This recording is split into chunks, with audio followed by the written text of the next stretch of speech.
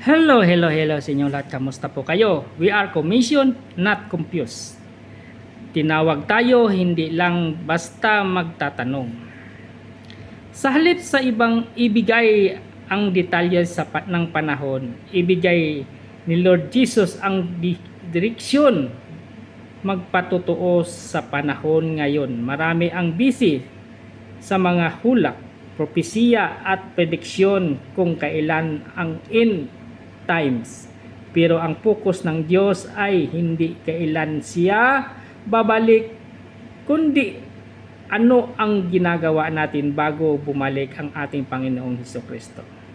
Ano ang sabi niya dito sa Acts chapter 1 verse 6? It is not for you to know the times or dates, but you will receive power. Ayan, amen. Salamat po sa kanyang salita. Ingat po lagi at ugaliin lagi nating manalangin sa ating Diyos. God bless!